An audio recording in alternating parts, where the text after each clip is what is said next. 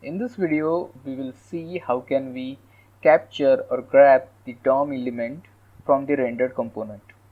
So while doing React testing, we need to capture some elements. So let me show you the component first. So this is the component named form, and in this component you can see there is one form. There are some text element like example form. There is one label element also, this one, and we are having one input element and we are having a button. And we will see how can we capture these elements. For visual presentation, I will show how this form look like. This is the form, and this is the text element, label, input, and submit button. So let's write a test for it and let's capture the element. So for that I will create one test file. I have this test folder here, so I will create a form.test.js file. Now in this file, let's write a test. So in the first parameter of the test, we just put the description. We will capture the element. You can put whatever the description you want. In the second parameter, you will get this callback function. Inside that, you can write the test. So first of all, we need to render the element. So for that, I will import a render method from React testing library. The component we gonna render is the form.js, so I will import that form.js. Okay. Now first of all, let's render this element. So I'll take this render method. Inside this render method, I'll just pass this component named form, and this is how we just render this component inside this test method. Now to see what we are exactly rendering, we can take benefit from the screen method, which will give access to this form component.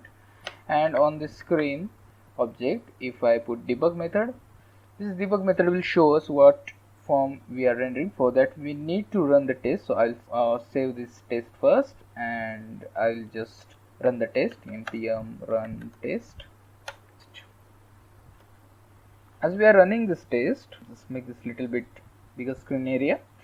This form label inputs, we can see the same thing inside the debug. We're showing the same text element and other elements also. It is we are rendering correct component here. I will just hide this screen.debug method here. Now React offers some methods to capture the element.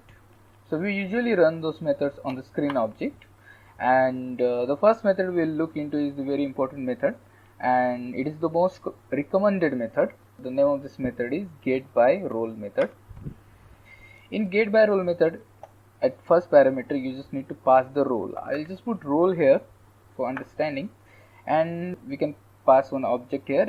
In that object we can pass property name, and we just have to put the name of the element. Okay, so this is the descriptive purpose only, and if we run this test, what will happen? This test will fail because we don't have any role of name role, and there isn't any component named name of element. So let's run the test. Once we fail this test itself gives us a lot of information about how many roles we have and the name of the elements we have. Now I will save this file, and after saving this file, I just run this test file using npm run test, and as this test is running, we get the result of it as one test has been failed. If you go up and up, so test got failed, and the message saying that we are unable to find accessible element with the role and name of the element as we have passed. But with that, it also gives us necessary information which help us to grab the element. Like we have this header element, and to capture this header element, we just need to pass the role as the heading. So instead of role, I'll pass the heading here, and the name is example form. So at the place of name of the element, I'll just pass example form. Now let's check what the element we are getting. So I'll just assign one variable there named heading. I'll just debug. Just need to put this heading inside this debug method, and if I just run this test, as we can see, it in console.log it is giving us this example form as output. This is the heading we want to capture. We have captured it.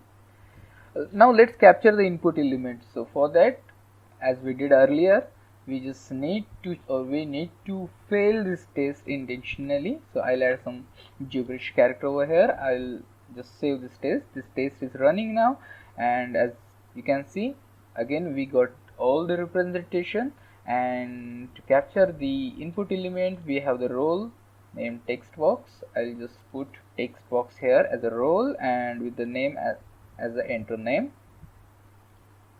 Test. And now I'll just printing this element, and it will give us the DOM representation of the input. So this is the simplest method, which is pretty self-explanatory. Now in case we have just the text element like this, like an example form or enter name, you can capture those elements using one of the easy methods we get on the screen object.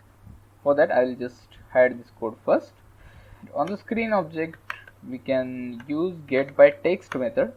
In get by text method, we just need to pass the text. So as we have this form, in this form we have this example form text. If I just put that text inside here, okay, and I'll just assign one variable to it, text element, and if I just debug this, and in description you will see the element for the text. Here it is. This arrow shows what we got for this debug method here. Okay, so this is the get by text. We normally used it for the text related purpose. We can also use get by role there also.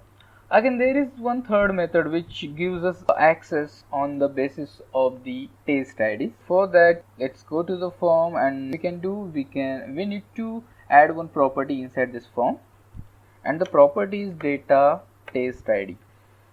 Okay, I just put data test ID as email. Now see, for this input we have just added the data test ID as email. So this data test ID property will help us to capture this element. So for that, we have one method on the screen object. If we put get by test ID, so in the test ID we just need to pass the test ID we have assigned to the element. I just pass this, and again I will put this element inside one variable, and I'll just debug this.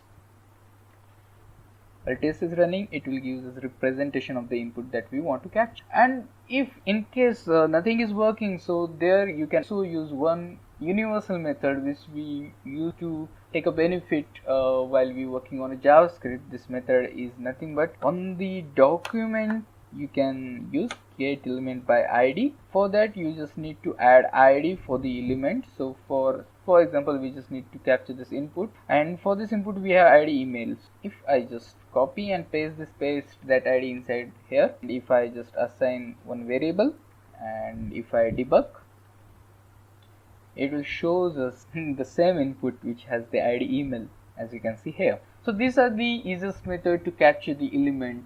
In the next lecture, we will see after capturing this element, how can we manipulate this element. So stay tuned, see you in next video.